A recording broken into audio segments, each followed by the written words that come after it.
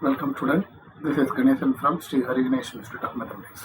இன்னைக்கு நம்ம என்ன பார்க்க போறோம்னா probability and random processல யூனிட் 4 and யூனிட் 5ல இருக்கிற MCQ questions. Exact MCQ question பார்க்காம ஸோ எதை மாதிரி கொஷின்ஸ்லாம் கேட்பாங்க அப்படின்றத பற்றி நான் சொல்லிடுறேன். So first unit 4.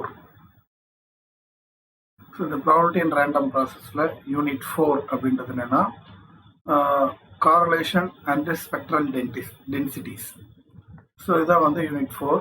இப்போ இந்த யூனிட்ல எதை மாதிரி கொஷின்ஸை எம்சிக்யூவாக கேட்க முடியும் அப்படின்றத ஒரு ரிவ்யூ பார்த்துடலாம். ஸோ இந்த யூனிட்டை பார்த்தீங்கன்னா இதில் கேட்டிருக்க கொஷின்ஸ்லாம் என்னன்னா ஒரு ப்ராப்ளம்ஸ் பெரிய பெரிய ப்ராப்ளம்ஸ்லாம் இருக்கு. இதுல இருந்து எம்சிக்யூ கேட்கறதுன்றது கொஞ்சம் கஷ்டம்தான். அதனால மோஸ்ட்லி பார்த்தீங்கன்னா ஃபார்முலாஸ் தான் கேட்க சான்ஸ் இருக்கு. நிறைய ஃபார்முலாஸ் சின்ன சின்ன வெரி 2 மார்க்ஸ் கொஷின், ரொம்ப சின்னதாக இருக்கிற 2 மார்க் கொஷின்ஸ் இதெல்லாம் வந்து எம்சிக்யூவாக கேட்க சான்ஸ் இருக்கு. சரி, அது எந்த மாதிரிலாம் கேட்கலான்றதை பற்றி ஒரு சின்ன வியூஸ் கொடுத்துட்றேன். இப்போ இங்கே பார்த்தீங்கன்னா இதில் வந்து கண்டிப்பாக நீங்கள் வந்து நொட்டேஷன்ஸ் வந்து தெரிஞ்சுக்கணும். என்ன நொட்டேஷன்ஸ் இருக்குன்னா ஆர்எக்ஸ்எக்ஸ் ஆஃப் டவ் அப்படின்றது என்னன்னா auto correlation. SXX of omega, SXX of omega na power spectral densities. RXY நல்லா கேட்டுங்க, இது XX இது XY. அப்போ XY மாறி இருந்தா கிராஸ் கோரிலேஷன். அதே மாதிரி SXX பதிலா SXY அப்படின்னா cross power spectral density.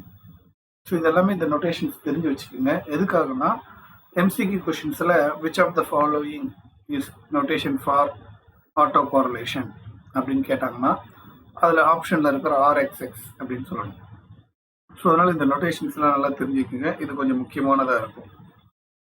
RXXனா auto correlation, RXYனா cross correlation. அதே மாதிரி S வர்றது வந்து பவர் ஸ்பெக்ட்ரல் டென்சிட்டி, அது XYனா கிராஸ் பவர் ஸ்பெக்ட்ரல் டென்சிட்டி. சரி, அதுக்கப்புறமேட்டு பார்த்தீங்கன்னா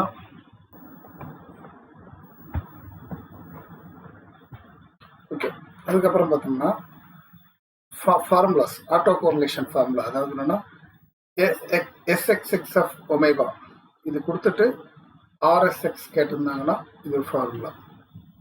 பவர் ஸ்பெக்ட்ரல் டென்சிட்டி கண்டுபிடிக்கிறதுக்கான formula SXX of omega is equal to integral minus infinity to plus infinity RXX of tau e power minus I omega tau into d tau. So இது வந்து power spectral density கண்டுபிடிக்கிறது formula. Cross power spectral density கண்டுபிடிக்கிறதுக்கான formula. So இந்த ஃபார்முலாஸ்லாம் தரவா படிச்சு வச்சுக்கோங்க, தேவைப்படும். And another important property, Dirac delta property. ஸோ இது ஒரு ஃபார்முலா. இந்த ஃபார்முலாவும் நான் வச்சுக்கணும்.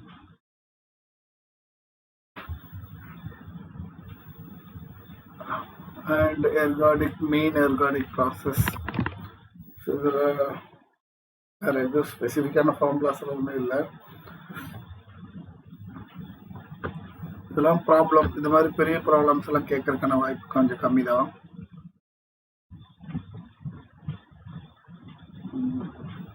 ஸோ கேட்கக்கூடிய சான்ஸ் உள்ள சம்ஸ் மட்டும் சொல்லிடுறேன். ஸோ இந்த சம் கேட்க சான்ஸ் இருக்கு. ஏன்னா இது பாருங்க, S ஆஃப் ஒமேகான்றது 1, mod omega is less than tau, sorry less than omega naught. இந்த 1ன்றதுனால இந்த S ஆஃப் ஒமேகால இருந்து R ஆஃப் டவ் கண்டுபிடிக்கிறதுக்கான கொஸ்டினை வந்து MCQல கேட்கலாம். ஏன்னா இது வந்து 1ன்றதுனால இதை சிம்பிளிஃபை பண்றது ரொம்ப ஈஸி. சரிங்களா? ஸோ S ஆஃப் ஒமேகா கொடுத்துருக்காங்க. அதுல இருந்து ஆட்டோ கோரிலேஷன் கண்டுபிடிக்கிற ஃபார்முலா மேல நான் கொடுத்துருந்தேன், அந்த ஃபார்முலா எடுத்துக்கிட்டீங்கன்னா அதுல இதோட வேல்யூ 1ன்னு சப்ஸ்டிட் பண்ணி அதோட லிமிட், இது லிமிட்னாவே என்ன அர்த்தம்னா minus omega naught to plus omega நாட்னு அர்த்தம். அந்த லிமிட்டை போட்டு இதை இன்டகிரல் பண்ணலாம். எப்பவுமே இ பவர் ஐ தீட்டான்றது எப்படி சொல்லணும்னா cos theta plus i sine theta அப்படின்னு தான் சொல்லணும். ஸோ அதன்படி இ பவர் ஐ ஒமேகா டவ்வை cos omega tau plus i sine omega டவ்னு எழுதிக்கலாம்.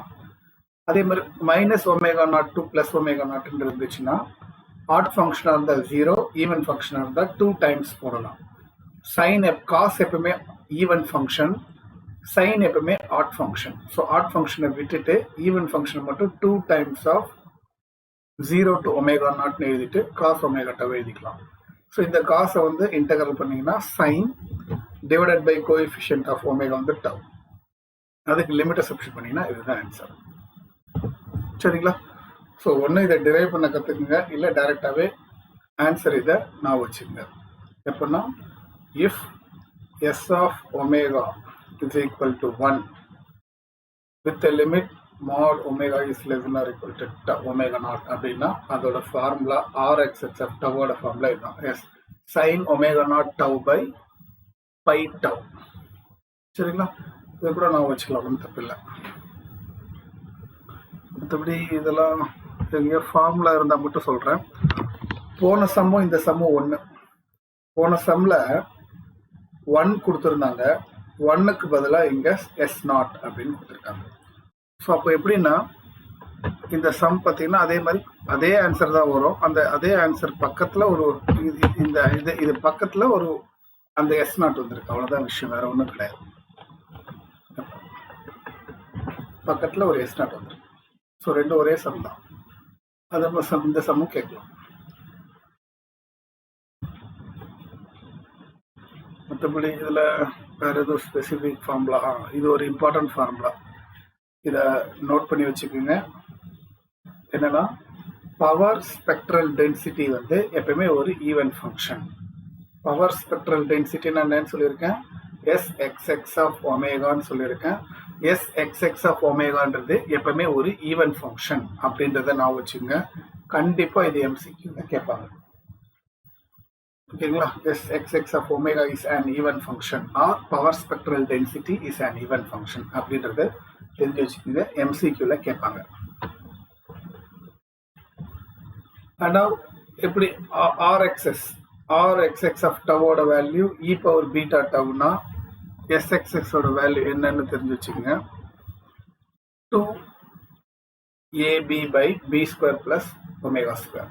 ஸோ நல்லா தெரிஞ்சுங்க, RXX of tau அதோட value a into e power beta tau, a into e power minus b tau அப்படின்னு இருந்துச்சுன்னா SXX ஓட வேல்யூ XXX of omega ஓட value 2ab by b square plus omega squareன்றது ஒரு ஃபார்முலாவை பிடிச்சி வச்சுக்கோங்க. SXX of omega ஓட வேல்யூ. ஸோ இது கண்டிப்பாக கேட்பாங்க, இது கேட்க மாட்டாங்கன்னு நினச்சிக்காதீங்க. RXX கொடுத்துட்டாங்கன்னா SXXோட வேல்யூ இதுதான் அப்படின்றத தெரிஞ்சு வச்சுக்கோங்க.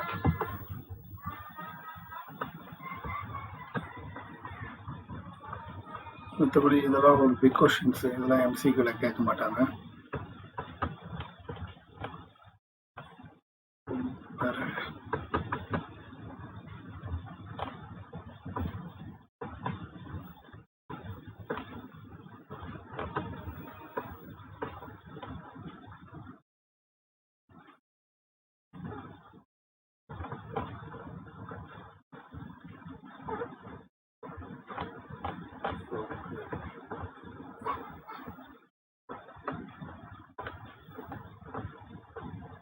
ஸோ இதெல்லாம் பிக் கொஸ்டின் இருக்கனால இதுல இருந்து கேட்கறதுக்கான வாய்ப்பு ரொம்ப கம்மி. ஸோ இது தவிர நேராக மேக்ஸிமம் நீங்கள் இது ஒரு ப்ராப்பர்ட்டி, இந்த ப்ராப்பர்ட்டியை நான் வச்சுங்க. RXY of tau is less than or equal to root of RXX of 0 RYY of 0 அப்படின்றது ஒரு ப்ராப்பர்ட்டி. அதனால இதையும் தெரிஞ்சு வச்சுக்கோங்க, MCQல கேட்க சான்ஸ் இருக்கு.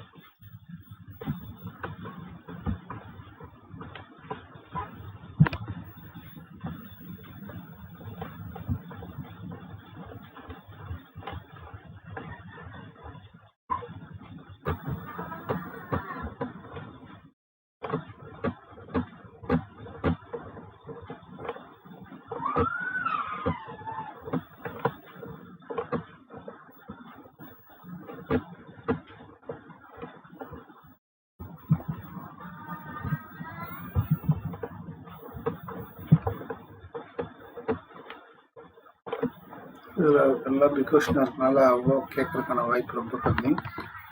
ஸோ இந்த வைனர் கின்சைன் தியரம் இதோட இந்த ஸ்டேட்மெண்ட்டில் இருக்கிற இந்த ஃபார்முலாவை பைகாட் பண்ணி வச்சுக்கோங்க. இதை வந்து MCQவில் கேட்கலாம். which of the following is Wiener-Gilchin theorem if x of t is equal to இந்த மாதிரி கண்டிஷனை கொடுத்து கேட்கலாம். ஸோ அதனால் இந்த ஃபார்முலாவை படிச்சு வச்சுக்கோங்க.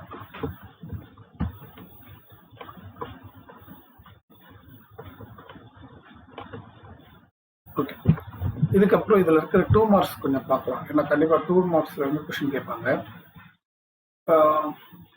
கிராஸ் கோரிலேஷன், அதாவது எக்ஸ் ஆர்எக்ஸ்ஒய்ன்னு சொல்லிட்டாங்க. ஸோ இதில் ஒன்றும் பெருசாக இல்லை.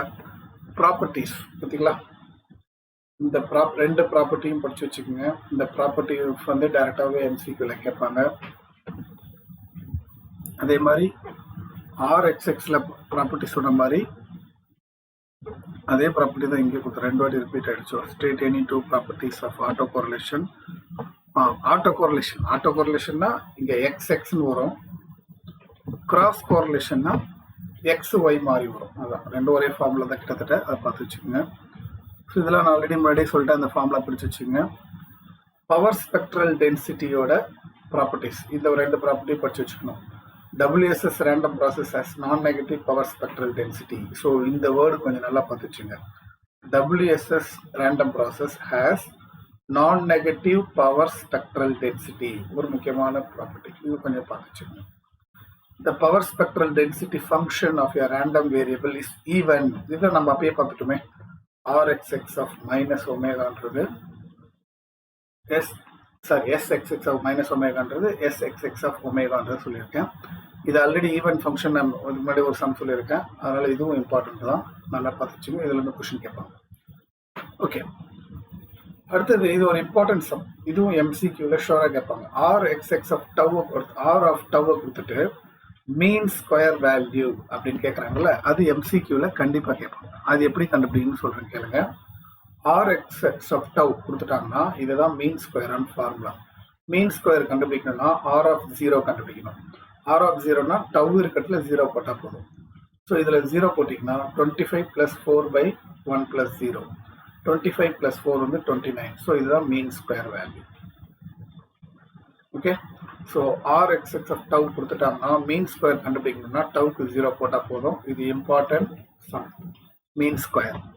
சரி, இதே RXX டவ் கொடுத்துட்டு ஃபைண்ட் மீன் அப்படின்னு கேட்டாங்கன்னா என்ன பண்ணணும்? மீன் கேட்குறதும் கண்டிப்பாக கேட்பாங்க, ரொம்ப ரொம்ப இம்பார்ட்டன்ட். மீன் கண்டுபிடிக்கிறதுக்கு ஃபார்முலா என்னன்னா இதுதான். E of x of t the whole square equal to டவுக்கு பதிலாக இன்ஃபினிட்டி போடணும். டவுக்கு இன்ஃபினிட்டி போட்டால் என்ன ஆகும்னா, இங்கே இன்ஃபினிட்டி போட்டிங்கன்னா 9/∞ ஆகிடும். 9/∞ 0.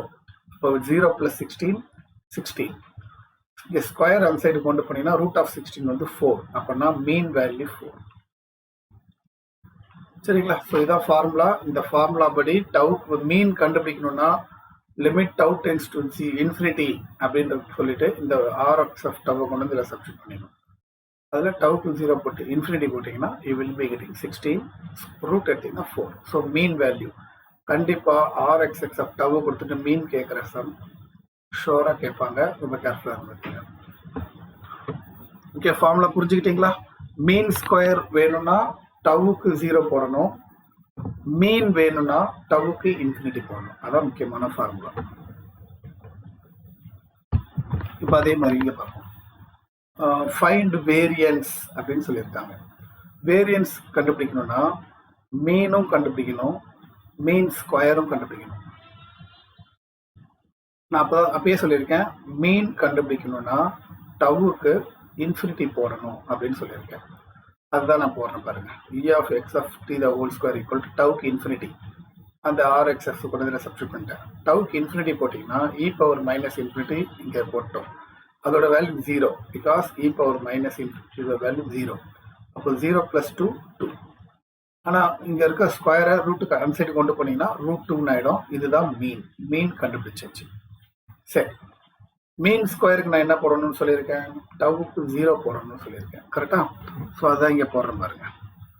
மீன் ஸ்கொயருக்கு டவுக்கு 0 போடுறேன். அப்படி 0 போட்டிங்கன்னா e⁻0 1 × 4 4 4 + 2 6. Mean square 6. நம்ம மீன் வந்து √2 கண்டுபிடிச்சிட்டோம், மீன் ஸ்கொயர் வந்து 6 கண்டுபிடிச்சிட்டோம். ஸோ வேரியன்ஸ்க்கான formula E of x square minus E of x whole square. E of x squareன்றது 6 minus E of x the whole square. E of x the whole square இதான் E of x √2 அதுக்கு whole square. Root 2 ஸ்கொயர்னா 2, 6 minus 2 வந்து 4. அப்போ variance வந்து 4. இந்த சம்மில் மீன் root 2, variance 4. திருப்பி இந்த video rewind பண்ணி பார்த்துங்க. ரொம்ப ரொம்ப இம்பார்ட்டன்ட் சம்மு. RXX ஆஃப் டவ் கொடுத்தாங்கன்னா எப்படி மீன் கண்டுபிடிக்கணும், எப்படி வேரியன்ஸை கண்டுபிடிக்கணும் நல்லா ப்ராக்டிஸ் பண்ணிக்கோங்க. Most important. இது மாதிரியான கொஷின் இல்லாமல் எம்சிக்யூ கொஷின் வராது. கண்டிப்பாக இதுல இருந்து ஒரு கொஷின் உண்டு. ஓகே, அடுத்தது பார்த்தீங்கன்னா e பவர் மைனஸ் மாடுலஸ் டவுக்கு பவர் ஸ்பெக்ட்ரல் டென்சிட்டி கண்டுபிடிக்கணும். இதை டெரைவ் பண்ண முடியாத டெரைவ் பண்ணுங்க, பட் இல்லாட்டி நீங்கள் பைகாட் பண்ணிக்கிட்டா போதும். அதோட வேல்யூ 2/1 + ω². இதோட வேல்யூ RXX ஆஃப் டவோட value e power minus modulus டவ்வாக இருந்துச்சுன்னா அதுலேருந்து SXX ஆஃப் டவோட வேல்யூ இது அப்படின்றத நான் வச்சுக்கோங்க. எக்ஸாம்பிள் இந்த சம் கேட்க சான்ஸ் அதிகமாக இருக்குது. ரொம்ப இம்பார்ட்டன்ட் சம். ஸோ இதுக்கு முன்னாடி சொல்லியிருக்கேன், RXX auto correlation function is also even function. So அந்த ஈவன் ஃபங்க்ஷன் நல்லா வச்சுங்க. RXX ஆஃப் டவ்வும் ஒரு ஈவன் ஃபங்க்ஷன் தான்.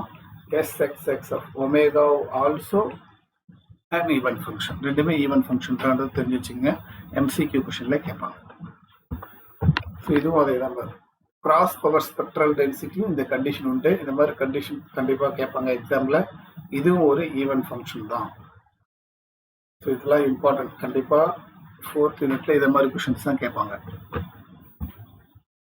ஸோ அதே தான் நாங்கள் சொன்னல ஈவன். அந்த ஈவன் வச்சே எவ்வளோ கொஷின் வந்திருக்கு பாருங்க 2 மார்க்கில். அதனால் கண்டிப்பாக MCQல இந்த கொஷின் கேட்பாங்க. திருப்பி அதே மாடல் சம் தான். கிராஸ் பவர் ஸ்பெக்ட்ரலும் ஈவன் தான். எல்லா ஃபங்க்ஷனும் ஈவனாக தான் இருக்குது. அதனால நல்லா கிளியராக பார்த்து வச்சுக்கோங்க. ஓகே, நான் இது ஒன்று SXX ஆஃப் ஒமேகாவோட value by with limit mod omega by less than 1னா ஃபைண்ட் ஆட்டோ கோரிலேஷன் கேட்டிருக்காங்க. இதோட ஆன்சர் மட்டும் தெரிஞ்சு வச்சுக்கோங்க. இதோட ஆன்சர் வந்து sin τ/τ. ஏன்னா இதை டெரைவ் பண்ணி MCQல டைம் வேஸ்ட் பண்ண வேண்டாம். இதை மகப் மட்டும் பண்ணி வச்சுக்கோங்க. இது மாதிரி கொஸ்டின் MCQல கேட்பாங்க. ஓகே, ஸோ 4th யூனிட்ல கேட்கக்கூடிய சான்ஸ் உள்ள MCQ கொஸ்டின்லாம் சொல்லிட்டேன். MCQ 4th யூனிட்டை பொறுத்த வரைக்கும் கொஞ்சம் கஷ்டம்தான் கேட்கறதுக்கு. ஏன்னா அதில் ரொம்ப லிமிட்டட் கொஸ்டின்ஸ் தான் இருக்கு. இதை மட்டும் நல்லா பார்த்து வச்சுக்கோங்க. கண்டிப்பாக இதுலேருந்து நிறைய கொஸ்டின்ஸ் வரும். அடுத்தது இதில் 5th யூனிட்ல என்னென்ன இருக்குன்றது அதை பற்றி டிஸ்கஸ் பண்ணிடலாம். ப்ராபபிலிட்டி அண்ட் ரேண்டம் ப்ராசஸில் யூனிட் 5 இதில் எதை மாதிரி 2 MCQ கொஸ்டின் கேட்பாங்கன்னு சொல்லிடுறேன். இதில் மோஸ்ட்லி பார்த்தீங்கன்னா எக்ஸ் ஆஃப் டியை வந்து நம்ம என்ன இன்புட் ப்ராசஸ்ன்னு சொல்லுவோம். ஒய் ஆஃப் டியை வந்து அவுட்புட் ப்ராசஸ்ன்னு சொல்லுவோம். இதில் H ஆஃப் டபிள்யூ இதை வந்து சிஸ்டம் ட்ரான்ஸ்ஃபர் ஃபங்க்ஷன் எல்லாம் நான் வச்சுக்கோங்க. இது MCQல கேட்பாங்க. ஸ்மால் h ஆஃப் டி வந்து இம்பல்ஸ் ரெஸ்பான்ஸ், இதுவும் நான் வச்சுங்க. இந்த வேர்டெல்லாம் H ஆஃப் ஒமேகா வந்து எதை ரெப்ரசென்ட் பண்ணணும்னு சொல்லி சாய்ஸில் கேட்பாங்க. அதில் நீங்கள் சொல்லணும் சிஸ்டம் ட்ரான்ஸ்ஃபர் ஃபங்க்ஷன்றது தெரிஞ்சு வச்சுக்கணும். H ஆஃப் டின்றது இம்பல்ஸ் ரெஸ்பான்ஸ் அப்படின்றது தெரிஞ்சு வச்சுக்கணும். ஓகேனா, அந்த அவுட்புட் ப்ராசஸ் ஒய் ஆஃப் டினா அவுட்புட் ப்ராசஸ்ன்னு சொன்னால் பார்த்தீங்களா, அதுக்கான ஃபார்முலா இதுதான். இந்த ரெண்டு இப்படியே ரெப்ரசென்ட் பண்ணலாம், இப்படியே ரெப்ரசென்ட் பண்ணலாம். அதனால் இந்த ஃபார்முலாவை நல்லா தெரிஞ்சு வச்சுக்கோங்க. அதே மாதிரி கன்வல்யூஷன் ஆப்ரேட்டர் வந்து இதுதான். F of t star g of டின்றது இது. ஃபார்முலா நல்லா நான் வச்சுங்க. கண்டிப்பாக MCQ கொஸ்டின் மோஸ்ட்லி இந்த யூனிட்டை பொறுத்த வரைக்கும் ஃபார்முலா தான் கேட்பாங்க.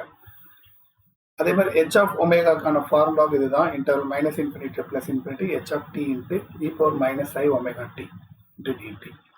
ஃபார்முலா தரவாக வச்சுக்கோங்க. கண்டிப்பாக ஃபார்முலாவே MCQல கேட்பாங்க. And now this is also another formula. Inter -∞ plus ∞ delta tau by tau into d tau equal to pi tau at tau tends to 0. இதை இப்படியும் சொல்லலாம், இல்லை டைரக்டாக tau pi of 0ன்னு சொல்லலாம். சரிங்களா? அதனால இந்த ஃபார்முலா நான் வச்சுங்க. இதில் இருக்க எல்லா ஃபார்முலாவும் நான் வச்சுங்க. கண்டிப்பாக எந்த ஃபார்முலானாலும் MCQல மாறி மாறி கேட்க சான்ஸ் இருக்கு. அதுக்கப்புறம் இதில் எதை மாதிரி கொஷின்ஸ் கேட்பாங்கன்றது சொல்லிடுறேன். ஓகே, இது ஒன்று ரொம்ப முக்கியமான கொஷின் தான். இருக்கும் நம்ம என்ன சொல்கிறோம், y of t is equal to t into x of t. இது ஒரு லீனியரான்னு செக் பண்ண சொல்லிடுறாங்க. Check whether the followings R linear சொல்கிறாங்க. ஃபர்ஸ்ட் ஒன் லீனியரான்னு பார்ப்போம். கண்டிப்பாக ஃபர்ஸ்ட் ஒன் லீனியராக தான் இருக்கும். So the given system is linear. அதனால எம்சிக்யூவில் கேட்பாங்க இஸ் இட் லீனியர் அப்படின்னு கேட்டாங்கன்னா இது கண்டிப்பாக லீனியர் தான் சொல்லணும். இது வந்து லீனியர் ஃபங்க்ஷன் அப்படின்றது தெரிஞ்சு வச்சுக்கோங்க. So second y of t is equal to x square of டின்றது லீனியரா அப்படின்னு பார்த்தீங்கன்னா அது வந்து ஒரு நான் லீனியர், அது வந்து லீனியர் கிடையாது. சரிங்களா? ஸோ இது நான் வச்சுங்க எம்சிக்யூவில் தெரிஞ்சுக்க வேண்டிய விஷயம் y of t equal to t into x of டின்றது linear, y of t is equal to x square of டின்றது நான் லீனியர் அப்படின்றது தெரிஞ்சு வச்சுங்க. அதுக்கப்புறம் இது என்னன்னா இது ஒரு சாதாரண விஷயம் தான், ஆனாலும் ஒரு தெரிஞ்சு வச்சுங்க. இன்புட் ப்ராசஸ் வந்து ஒரு டபிள்யூஎஸ்எஸ்ஸா இருந்துச்சுன்னா கண்டிப்பா அவுட்புட் ப்ராசஸும் ஒரு டபிள்யூஎஸ்எஸ் தான் இருக்கும் அப்படின்றது ஒரு ப்ரூஃப். பட் இதை எம்சிக்யூல கேட்பான்றது கன்ஃபார்மா சொல்ல முடியாது, பட் தெரிஞ்சு வச்சுக்கோங்க. ஆல்ரெடி ஃபார்ம்ல மேலேயே சொல்லிட்டேன், அதனால அது பிரச்சனை கிடையாது. இது கொஞ்சம் சேலஞ்சிங்கான விஷயம்தான். என்னன்னா இது எல்லாமே ப்ராப்பர்ட்டி, 6 ப்ராப்பர்ட்டி இருக்கு.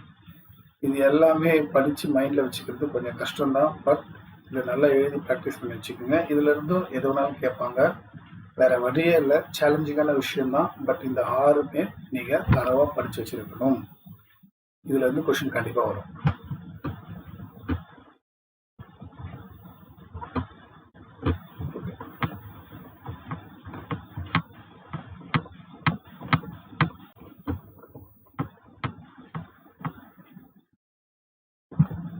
இது ஒரு ஃபார்முலா தான். இந்த ஃபார்முலாவும் which of the following is correct அப்படின்னு சொல்லி கேட்பாங்க. இந்த ஃபார்முலாவும் நோட் பண்ணி வச்சுக்கோங்க. மோஸ்ட்லி 4th and 5th யூனிட்ல ஃபார்முலா தான் இருக்கும், வேற வழியில் அதை ப்ராக்டிஸ் பண்ணிக்கோங்க. அண்ட் another important விஷயம் என்னன்னா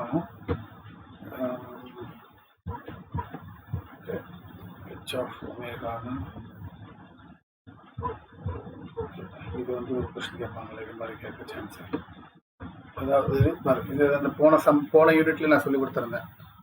RXX ஆஃப் டவோட வேல்யூ இதுவா இருந்தா, RXX ஆஃப் டவோட வேல்யூ இதுவா இருந்தா XXX ஆஃப் ஒமேகாவோட வேல்யூ என்னவா இருக்கும் அப்படின்னு போனதுலேயே பார்த்தோம். அந்த இதுதான் இது. ஸோ இதை வந்து அதுல இருந்து இதை டிரைவ் பண்றத பார்த்து வச்சுக்கோங்க. இல்லை அதுல இருந்து டைரக்டா எழுத தெரிஞ்சு வச்சுக்கோங்க. கண்டிப்பா இது ரிலேட்டடான கொஸ்டின் கேட்பாங்க. ஓகே, ஸோ அதனால இதை பார்த்து வச்சுக்கோங்க.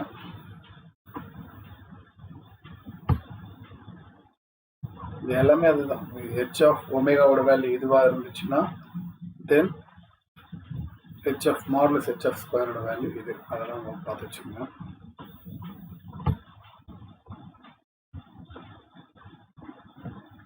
இந்த வேல்யூ கண்டுபிடிக்கிறதும் இந்த ப்ராப்பர்ட்டி யூஸ் பண்ணி இந்த வேல்யூ சிம்பிளிஃபை பண்றதும் கேட்க சான்ஸ் இருக்கு. மற்றபடி இந்த யூனிட்ல எல்லாமே பெரிய பெரிய சம்மா இருக்கனால கேட்கறதுக்கான வாய்ப்பு ரொம்ப கம்மி. பட் அந்த ஃபார்முலாஸ் மட்டும் தரவா வச்சுக்கோங்க. ஸோ இதெல்லாம் ஃபார்முலா நான் அங்கேயே மேலே சொல்லிட்டேன். இந்த ஃபார்முலாஸ்லாம் மைண்டில் வச்சுக்கோங்க.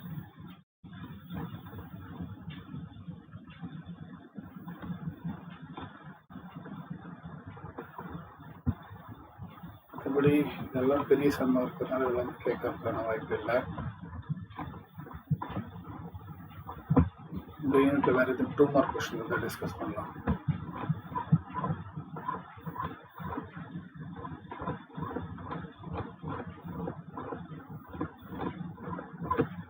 white noise and a band with white noise.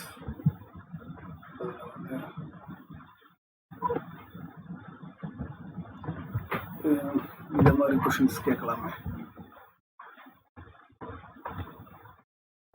இப்போ Sn ஆஃப் ஒமேகாவோட வேல்யூ இதுன்னா அதோட ஆட்டோ கோரிலேஷன் என்னன்னு சொல்லி கேட்டிருக்காங்க. அதோட வேல்யூ வந்து கொஞ்சம் கஷ்டம்தான். உங்களுக்கு இதுவும் பெரிய வேல்யூ, இது வந்து கேட்கறதுக்கான வாய்ப்பு கொஞ்சம் கம்மி தான். இது ஒரு ப்ராப்பர்ட்டி. இந்த ப்ராப்பர்ட்டி வேணா நான் வச்சு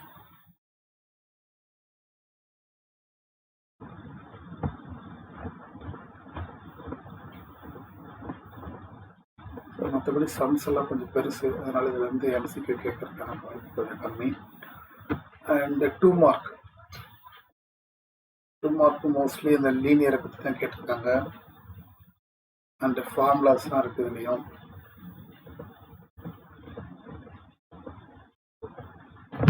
இந்த கொஸ்டினை வேணால் கொஞ்சம் படிச்சு வச்சுக்கோங்க.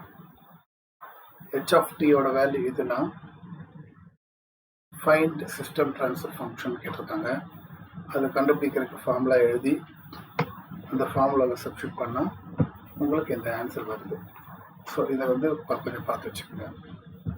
ஒயிட் நாய்ஸ்க்கான ஃபார்முலா டிஃபைன் ஒயிட் நாய்ஸ் அப்படின்னா we denote the power spectral density. இது ரொம்ப முக்கியம். அதாவது ஒயிட் நாய்ஸோட பவர் ஸ்பெக்ட்ரல் டென்சிட்டி வந்து இதுதான்.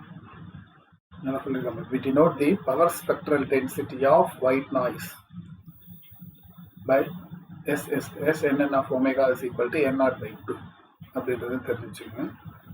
தேவைப்படும். Define band limited white noise.